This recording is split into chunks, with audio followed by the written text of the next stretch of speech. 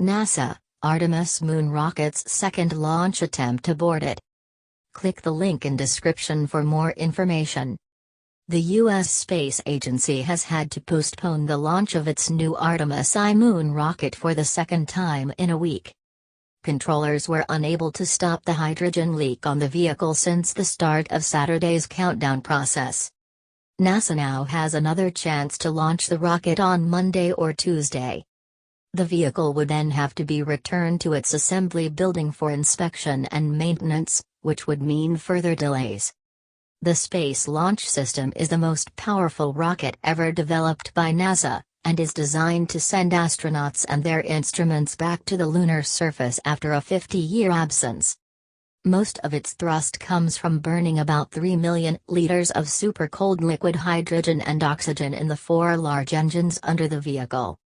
But when controllers sent an order to fill the rocket's hydrogen tank early in the morning, an alarm sounded, indicating that a leak had occurred. The problem was traced to the connection where hydrogen was being pumped into the vehicle. The controllers tried a number of fixes, including allowing the hardware to warm up for a short period of time, in the hope that this might reset the seal. But without success. The Artemis I mission is an unmanned demonstration, but NASA Administrator Bill Nelson said the rocket's future role in manned spaceflight means its operation still requires the utmost care. "We'll go when it's ready," he insisted.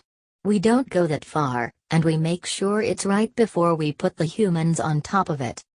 Maybe NASA will try again in the next few days. But if further work needs to take the rocket back to the engineering building, it could be mid-October before we see it back on the pad. Saturday's attempt to send a Space Launch System (SLS) rocket was scheduled for the start of a 2-hour window beginning at 14:17 local time, 19:17 BST, 18:17 GMT. NASA cancels new moon rocket launch. A photographic mission to show us the moon. Artemis, to the moon and beyond. The 100-meter-long vehicle was intended to throw a human-rated capsule in the direction of the moon, which has not happened since Project Apollo ended in 1972. How do we get humans back to the moon? NASA earlier tried to launch the SLS on Monday, but that bid was eventually cleared because controllers could not ensure that the 4 large engines under the rocket's core stage were properly prepared for flight. When SLS fades away, it's sure to be a spectacular sight. "It's going to be a shuttle on steroids," said Doug Hurley, who was the pilot on the last shuttle mission in 2011. The former astronaut now works for Northrop Grumman building the large white solid boosters on the sides of the SLS.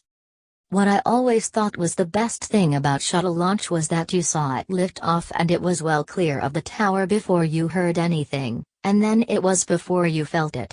It was a little long," he explained. Weight-wise, the SLS is pretty close to the shuttle. Apollo's Saturn V rocket was quite different. I've never seen it personally, but it came clean off the pad. For the shuttle, it looked like it took a moment, almost as soon as the boosters were lit. "The SLS is what it should be," he told BBC News. The first powered phase of SLS's ascent will last just over 8 minutes. This will engage the rocket's upper stage with the Orion capsule still attached, in a highly elliptical orbit that will see them both crash back to Earth without any further effort. So, the upper stage would have to raise and round off the orbit before propelling Orion in the direction of the Moon. Confirmation that the capsule is on track on its own and should come 2 hours and 5 minutes after launch at 30,000 kilometers per hour, 19,000 miles per hour, through space.